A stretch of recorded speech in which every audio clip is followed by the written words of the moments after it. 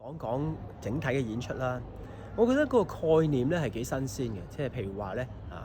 古老嘅音樂啦即係貝多芬加入咗啲現代啊，甚至係未來嘅元素，因為講緊呢個星球咧就係未來嘅事嚟嘅。咁演出者咧就我睇到咧就大家其實都好有 spirit 嘅，好即係好投入去演。有陣時好容易睇到就係即係睇下大家個身其實佢哋會唔會喐咧，咁啊其實都喐得都幾多下。即係唔係專登為咗喐而喐啦即係好自然嘅。另外一樣嘢我就幾讚賞佢就係、佢作為一個呢、個叫做multimedia 啦或者係話multimedia 同時係一個合家歡音樂會咧，佢係 short and sweet，即係比較簡簡單單一個鐘頭咁就完啦，就唔會即係令大家咧好似覺得好長都未完啊咁樣。好 eventful， 即係其實台上嗰係非常之 busy，裏面咧又有不同嘅元素喺度啦我覺得而家睇翻轉頭咧就係、啲元素咧似乎係太多，即係多得緊要喺一個鐘頭裏面咧，我哋要睇動畫啦、動畫嘅聲效啦、音樂啦、合唱啦、獨唱啦、有歌詞啦、有二重唱啦、有燈光啦、有故事啦，仲有信息喎。咁信息裏面咧就簡單嚟講，譬如有關於環保啊、關於和平啊咁樣樣。咁多樣嘢加埋一齊咧，你要喺一個鐘頭裏面嚟到吸收，有好有唔好。好就係 short and sweet， 唔好嘅地方咧就係喺個鐘頭裏面咧太忙啦。不過咁我又覺得咧就佢有佢嗰個嘅各取所需個好處。咩意思咧？就係話嗱，如果你中意聽純粹係聽古典音樂、聽古樂嘅，咁你會覺得哇好精彩㗎！因為裡面好多好精彩嘅演出即係演出水平好高。又或者你純粹係想睇下動畫，咁背後有啲音樂襯托下嘅，咁你可能有即係各取所需，你又會覺得好開心㗎喎。所以我覺得佢做呢樣嘢咧，就即係有少少似你去 supermarket 嗰度啦咁你中意攞呢樣攞嗰樣都得冇問題。咁我覺得係好嘅。咁講翻動畫先啦，其實我都算 OK 嘅，但係咧就動感唔係好多，就即係唔係話成日喐嗰啲嘅，即係唔係所謂嘅卡通片咁樣樣，係裏面咧係有啲嘅意象咁嘅感覺，靚嘅。不過咧就喺而家呢個世代嚟講咧，呢個嘅標準咧，可能有部分人覺得唔係好夠厚。聲效咧係非常之到位有時我覺得係到位過頭。點解咧？因為如果我想聽音樂嘅話咧，聽下突然間爆炸聲，嘣一聲，咁咧就即係遮咗嗰啲音樂少少。咁而有時咧，我又發覺咧即係好好地嘅音樂喺度咧，但係佢個聲效背後有啲我哋叫做係即係低頻一啲嘅震盪嘅聲音，係好細聲嘅。咁但係咧就我覺得，如果聽音樂有時你就覺得嗰啲會成為咗一啲嘅滋擾咁但係又講翻轉頭咁你作為一套嘅動畫，有隻鯨魚喺度叫，咁冇理由你個鯨魚喺度叫唔收聲噶嘛。咁所以咧，我覺得兩樣嘢咧中間都係有啲平衡啦。咁佢動畫咧亦都配合一啲嘅嘢㗎就係有陣時，譬如話有啲嘅爆炸，見到啲動畫砰一聲咁咧佢就有啲爆炸聲出嚟。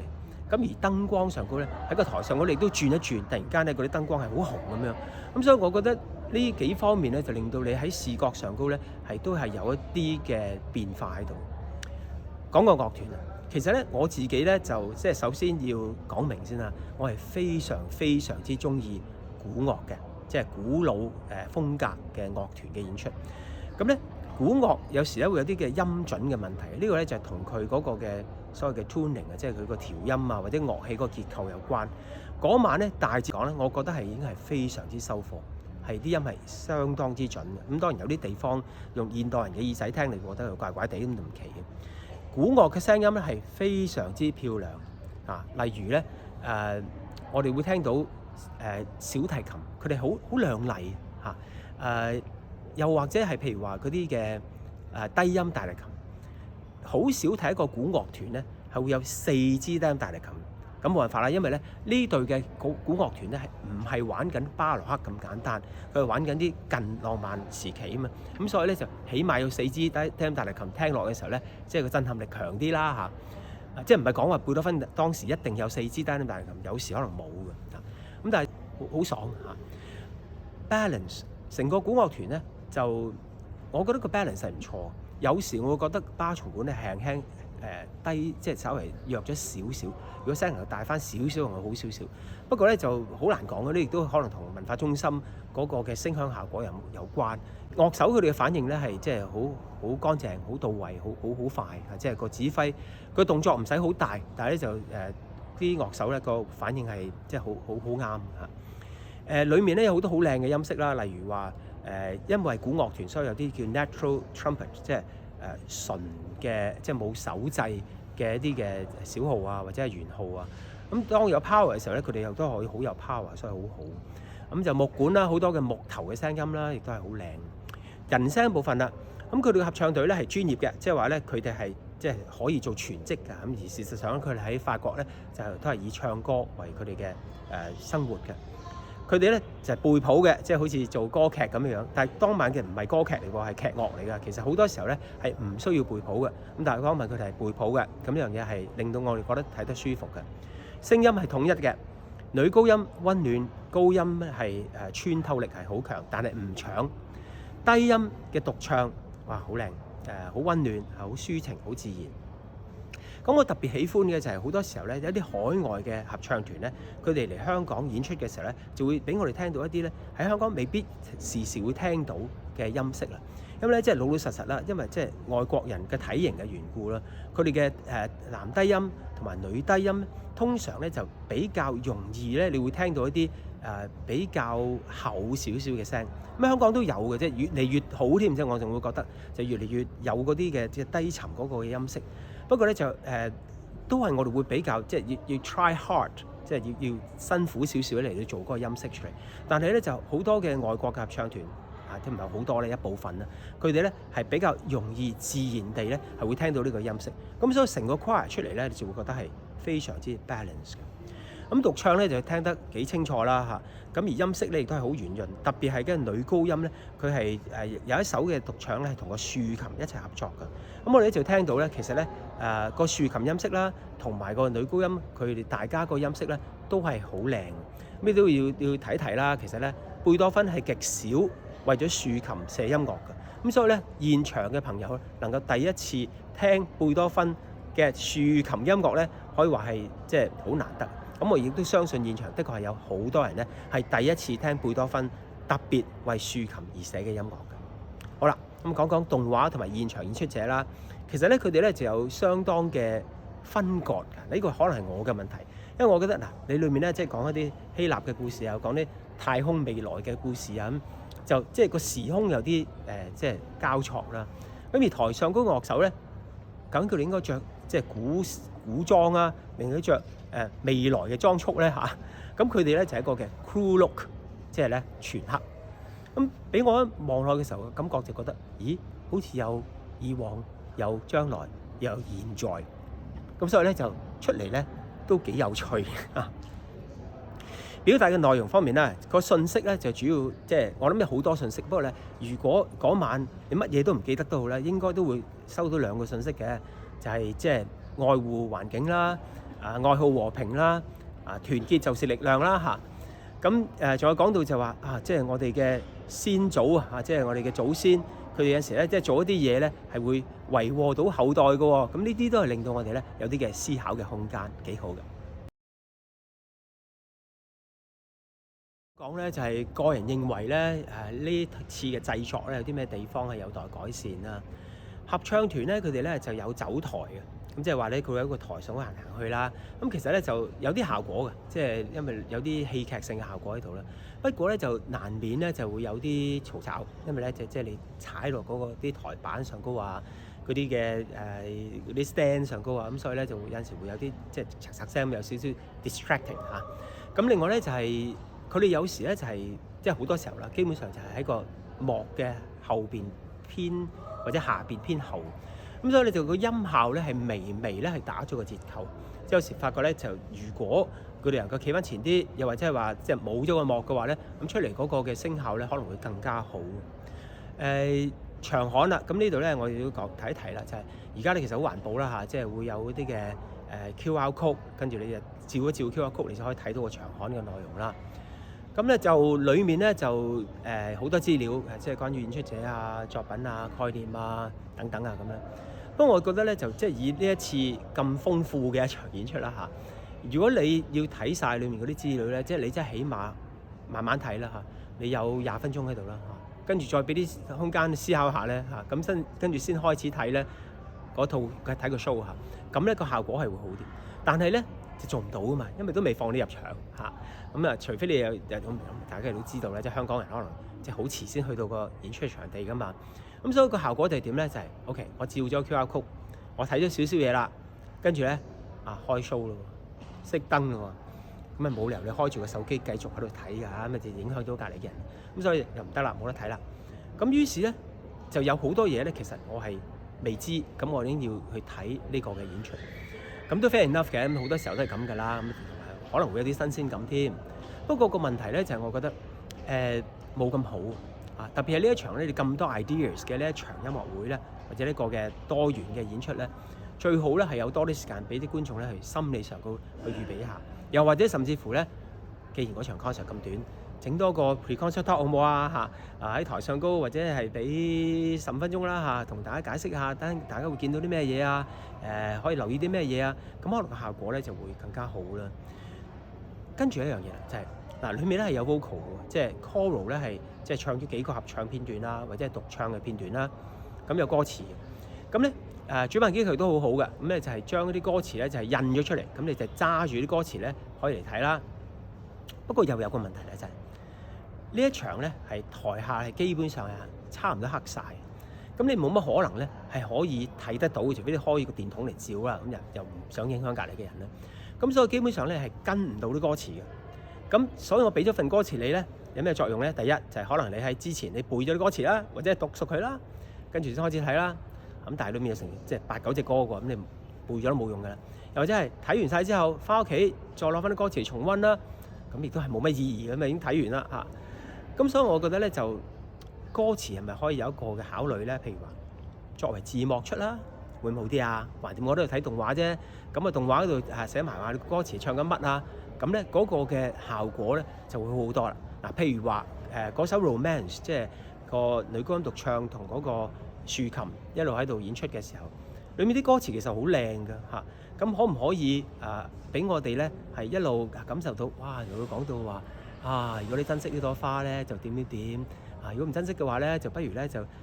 即係喺墳前咁。哇，其實好特別㗎喎嚇。咁所以我覺得呢個可能第二次如果再搞嘅時候咧，可以諗一諗聲效聲效係好嘅，即係我都話你爆炸咁，你話爆炸啦。咁但係咧就唔係每一個人嗰杯茶嚟嘅，嗰啲明明聽緊貝多芬㗎，咁講下你突然間整一下爆聲咁，貝多芬你突然間要揚胃咁，我覺得呢個咧就真係睇人啦。咁可能有啲人就覺得即係麻麻地，我想嗰啲音樂咧係即係唔好太大受到影響啦嚇。好啦，咁咧就另外咧就台下嘅燈光啦，咁我呢個咧就即係題外話啦嚇，就唔係呢一場音樂會咁簡單啫。其他嘅音樂會，即係可唔可以照顧一下咧？即係而家啲觀眾咧，雖然話香港觀眾好年青嘅，咁但係咧就有啲觀眾比較年長噶嘛，可唔可以光翻少少，令到咧大家睇長刊嘅時候咧係可以睇得清楚少少嘅咧，冇咁辛苦嘅咧嚇。咁亦都能夠令到大家即係投入嗰個音樂會，可能有幫助咧嚇。最後一點，將咁多 elements 擺喺1個鐘頭裏面發生，會唔會太 busy 咧？呢樣嘢咧，我諗都係值得，即係無論係演出者或者係話主辦嘅機構咧，可以去考慮一下。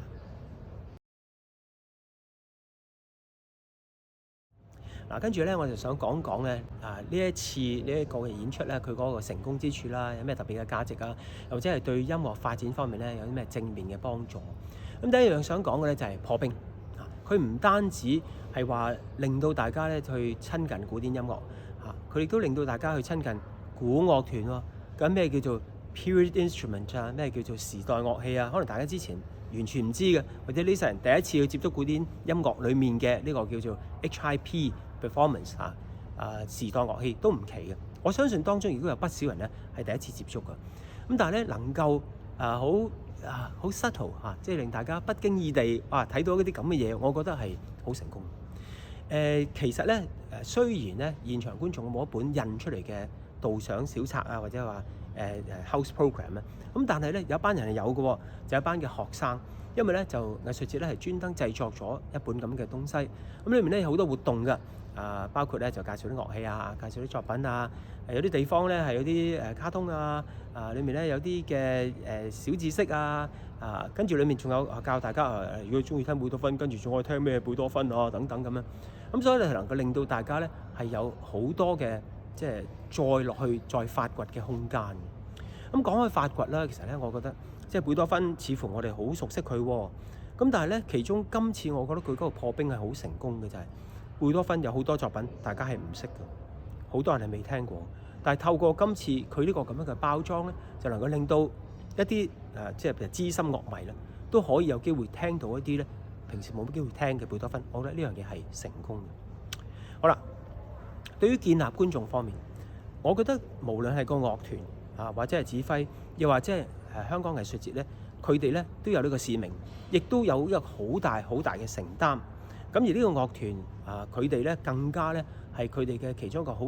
重要嘅使命。佢哋喺全世界其他地方咧都係咁賣力、咁落力咧嚟到去推廣佢哋嘅樂團嘅呢種嘅音樂，即係所謂嘅叫做古樂嘅演出嘅。咁佢咧會結合其他不同嘅嘢啊，甚至乎咧 jazz 都有㗎嚇。咁所以見到咧就即係幾俾心機啦嚇。咁我覺得一定要多謝佢哋呢方面嘅熱誠嘅。好啦，入座率方面啦，就其實我覺得咧就好難去谷呢一場或者呢套節目，因為咧第一啲曲人唔係好熟啦，但係有一樣嘢佢哋做咗咧就係即係 multimedia 啦，即係多媒體啊，又有啲咩動畫啊等等。咁我覺得係有啲嘅正面幫助啦。咁都見到咧，佢哋喺好多嘅媒介，譬如話喺面書啊，咁亦都係做咗好多宣傳，好好。咁其實咧睇翻現場觀眾咧，我覺得嗰個嘅 composition， 即係個觀眾嗰個年歲啊嚟睇咧，其實係幾好嘅，因為係非常之年輕，好多年青人，好多小朋友。我哋覺得其實即係好多時候啲人話亞洲嗰個嘅觀眾群咧係比歐洲或者比美國年輕，好明顯啦。咁呢場更加明顯啦。咁我覺得咧呢個咧係我哋嘅一個優勢，其實即係似乎我哋呢邊嘅朋友咧係都幾願意咧係俾佢哋下一代或者年青人咧係幾願意咧去接觸一啲佢哋非經常會接觸嘅啲所謂嘅古典音樂嘅。咁我呢樣嘢係好好嘅。跟住咧，我講到關於 wish list 啊，或者係 bucket list 啊，啲建議啊，或者係希望咁樣發生就好啦。點解咧？就首先第一樣嘢，我諗起嘅咧就係話呢類嘅我哋話 ice breaking 啦、破冰啦，或者係話招攬一啲唔係經常去聽古典音樂嘅人去入場去聽古典音樂呢類嘅 audience building 嘅聽眾拓廣嘅活動咧，其實應該多搞多啲。希望咧即係越搞得多咧，就越大家對呢個嘅曲種或者係對呢個藝術媒體咧，就唔會有太大嘅即係反感啊，或者係話錯覺啊。因為我有時就好怕人哋就哇你玩古典音樂㗎，哇你一定好高級㗎，梗係唔係啦？我都會踎喺大排檔，我會食鳳爪㗎。即係我覺得唔好將即係古典音樂嘅嘢咧係即係擺咗佢喺個 corner 嗰度。咁我覺得好多人咧就係做緊呢樣嘢，就能夠令到咧呢啲所謂嘅高雅藝術係所謂就能夠去令到其他普通人、任何人都係可以去欣賞。所以咧，我係好希望藝術節或者其他機構咧係能夠搞多啲。好啦，另外一樣嘢就係關於古樂團啦。呢一隊係古樂團啦。咁其實咧就一部分係因為我好中意古樂團啦，而另外仲有一樣嘢就係平時即係藝術節佢哋都有啲古樂團啊或者古樂合唱團嚟演出嘅。咁咧就比較少咧，就係一隊咁大型，即係你講緊係即係5-6人嘅樂團咧嚟到去玩。咁有個好處係咩咧？就係因為咁大隊樂團，所以你聽出嚟嗰個音色個對比啊，個反差咧係可以大好多。咁早幾年啦，咁佢哋咧就試過一次咧，就係有一隊咧係嚟自法國嘅，可以玩到白遼士嘅幻想交響曲，即係好大型嘅，即係真係浪漫時期嘅作品。呢隊島嶼樂團其實係好勁，可唔可以再過幾年之後咧請佢哋嚟？今次咧就彈一啲係真係比較大路一啲嘅作品咧，例如話揾一次係貝多芬嘅一首交響曲、一首嘅鋼琴變奏曲，再加啲其他嘅序曲等等，可唔可以咧？又或者係話可唔可以有一個嘅專題譬如話貝多芬嘅一啲嘅劇樂啊，今次咧就真係玩劇樂啦嚇，即係雅格蒙啊或者等等嗰啲嘢，咁俾我哋大家真係坐喺度嚟聽聽啲劇樂咧嚇。咁我覺得呢個都係啲嘅諗法啦。咁當然仲有好多嘅可能性，咁大家可以 explore。不過咧就一隊咁高質素嘅樂團，如果再加埋個合唱團，能夠同時出現，不如玩玩貝九啊，唱下貝多芬第9交響曲啦。咁係一個非常之難得嘅機會。我相信呢樣嘢如果發生嘅話咧，你想賣晒個文化中心咧，應該冇乜問題嘅。